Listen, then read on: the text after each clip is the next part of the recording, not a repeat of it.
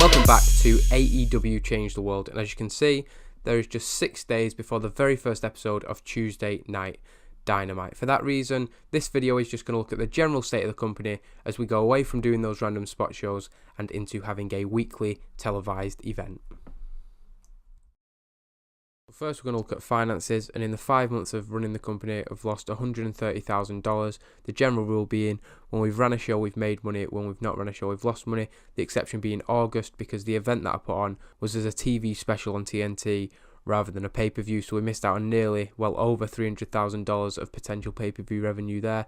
But the next few months, we're going to see how we're going to do money-wise when we've got the weekly television shows. But as you can see, we've got nearly $10 million in the bank, so money is not something that I'm going to be worrying about, at least for the time being.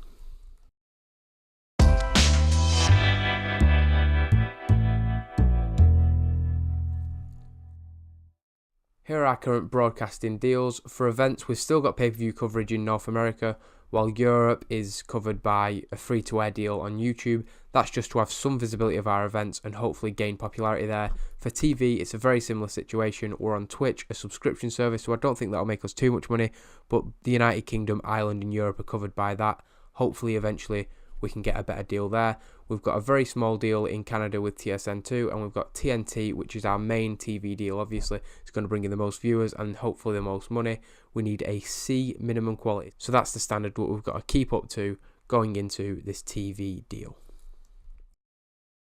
Here are our 5 established working agreements that are already in place. We have DDT Pro Wrestling, that's got the Kenny Omega link. We have Don Callis' Impact Wrestling. We have the Mexican company Lucha Libre AAA.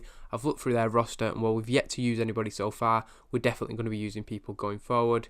There's also the 2 Japanese women's promotions, Oz Academy and Tokyo Yoshi Pro Wrestling. We've already hired a few people from each of these rosters, but going forward, as we establish the women's roster, we're definitely going to be using women from both of these companies. As well as those 5, we've already started the proceedings to start a relationship with Major League Wrestling. Again, they've got a solid roster, and we can definitely benefit from using a few of their guys. As far as championships go, we already have 2 titles set up in the game. Obviously, we've got the Men's World Championship, given that it was won by Kenny at All Out, beating Pac, and the Women's World Championship, which we contested for on the very first episode of Tuesday Night Dynamite. That first champion will either be Bea Priestley or Britt Baker. As you can see, it is currently set as a C Prestige mid-card title. That's just because based on current overness and the in-ring ratings that the women have been getting, I couldn't reasonably say it to a main event level title just yet. However, that is one of the main goals that I've got going forward. Long term, we want a women's division that can stand alongside the men's division with 2 strong equal world titles. Whether that's possible, we'll have to wait and see. We've got a lot of young, talented women on the roster, and they've got plenty of room to grow. So hopefully, eventually, we will look at a men's division and a women's division that can stand on an equal footing. Of course, there's also the tag team titles that have been announced, but they're not going to be put in game until closer to the tournament final. Based on how the tournament goes, I'm going to decide whether it's a main event, mid-card, or floating title. First, I'm going to look at the male side of the roster. We've got 9 main event level guys to begin with Chris Jericho, Penta L0M, and Pac, adding to the 6 members of the Elite as main eventers. Of course, all 6 of the Elite are babyface at the minute, so there's a bit of an imbalance there at the top of the card, but we should have enough talented people lower on the card to help even things out as we try and find that early balance within the roster.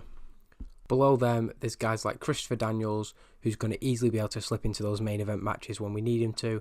We've also brought in Matt Cross and Joey Ryan, who are yet to debut, but to experienced people 18 years in the business and can pass on what they've got to the rest of the roster. Most of the roster are very, very young. We can't even see most of their skills, so it's good to know that we've got a couple of guys who definitely have good enough performance skills to be able to put on the standard of matches that we want. They can then pass that on to the likes of MJF, Ray Phoenix, Sammy Guevara, who all have huge talent and a huge future in the company. Maybe not so much Ray Phoenix because he is already quite established.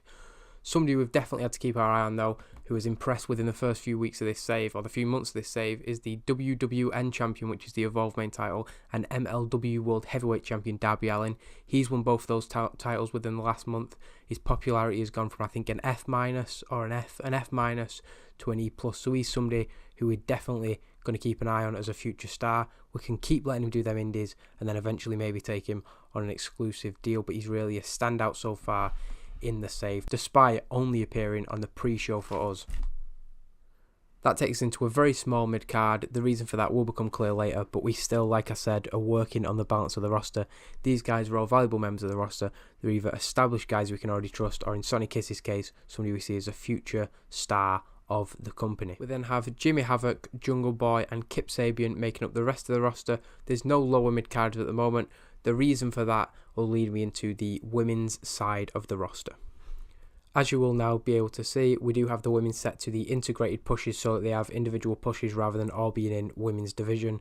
That's not to say there'll be intergender matches, it's just so I have the view of seeing who's moving up the card and who's moving down the card. I find that having them all as women's division can stagnate things. It doesn't really get over what we're trying to do with the women's side of the roster. Currently the most over women in the company is set as mid-carders. We've got Britt Baker, Brandy Rhodes, and I think Madison Eagles and Santana Garrett are also set to that. Hopefully that'll change over the next few months as we find a bit more balance in both sides, the men and women's side of the roster. It's going to be a bit annoying, but eventually it'll be worth it when hopefully we get women who are in the upper mid-card or the main event positions. Like a lot of the guys, I'm not overly familiar with everybody on the women's roster, but I've been watching what I can to try and find their place in the company.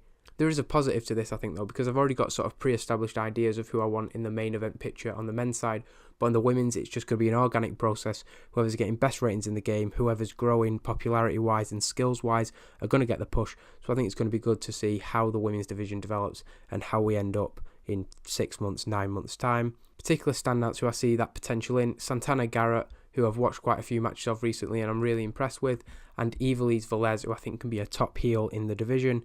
Most of these women are yet to debut, so we're going to see a lot of new faces over the next few weeks. And that's going to be good as we establish the Tuesday Night Dynamite roster. That's the full-time roster complete. I'm just going to go through one last thing, which is the guest roster. I've set it as 2 brands. It doesn't really work as an actual traditional brand, but the idea is just to see the people who we've got on either short-term deals or who win from other companies. We've got the OWE guys. We've got a couple of women from TJPW. We've got Zeda Zhang, who I think has worked with OWE quite a lot. We then had Ortiz and Santana, both should be showing up, but Santana injured himself, so I'm not sure where that goes with the upcoming tag team division, because that's what we'd brought those two in for. We are still establishing the tag team division. We've got Olin and Jimmy Havoc, we've got Trent and Chuck Taylor, Guevara and Kiss, LAX, of course, who probably won't be competing in that tournament now. We've got the Lucha Bros, we've got our only female tag team from TJPW, we've got SCU and the Young Bucks. We've also got a few stables established, the OWE guys, SoCal Uncensored and the Elite. So as far as replacing LAX in that tournament, we do already have a pre-established shortlist. Obviously there's some less realistic people in there, AJ Lee, AJ Styles, CM Punk, Bill Goldberg, Finn Balor, etc. But there are a few people in there who will definitely be using in the short term and long term. People like the Christs could easily come in and take the place of LAX in the tournament, or maybe Desmond Xavier and Zachary Wentz. So that's our shortlist. I'll show you the second page of that. A lot of them people will be used throughout the course of the save, so that's who you've got to look forward to in AEW coming forward. Of course, I'm always on the lookout for more people, so that will be added to as we go through the save. The last thing we're going to look at is the creative meeting, starting with the franchise players. I'm pleased to see the champion Kenny Omega in that first position, justifying the decision to put the title on him. Chris Jericho, Cody and Pac all make sense making up that top 4, given they're probably our top singles guys at the moment. And Penta L0M, everybody knows how good he is. We'll then look at the next big things. We've got Sammy Guevara and Erica Reed. Guevara's been featured since the start of the save, but Erica is a new signing. She's not somebody I know a great deal about, but I probably need to look more into what she's done in the past and keep an eye on her progress in-game, because she obviously has a very high ceiling. The hot prospects, Erica Reed there showing up again, alongside Kylie Ray and Nyla Rose. It's good to see those 3 on the list, along with 2 guys who aren't really full-time members of the roster. But again, it's nice to see a female presence in the future stars. It gives me hope that we can build up the women's division in the way that I hope to. Talk the talk, obviously Chris Jericho is in first position. Probably the only thing that he's still got over Kenny Omega, as well as his overall popularity, but Chris Jericho is one of the best entertainers in the history of professional wrestling, so hopefully he can pass those skills down to the rest of the roster. It's a very work rate heavy roster, but it's good to see that we've got 5 people there who can cut good promos and have the charisma and the star presence, etc., that maybe a few of the younger people lack and can learn from. Showstoppers, we've got Kenny Omega, widely considered one of the best wrestlers in the world, so that's not surprising. even less surprising given that him and Chris Jericho have consistently put in the best performances of anybody in the roster. A very similar list for the ring generals, only Pentagon dropping out for Shima. Omega again showing why he's the top guy in the company.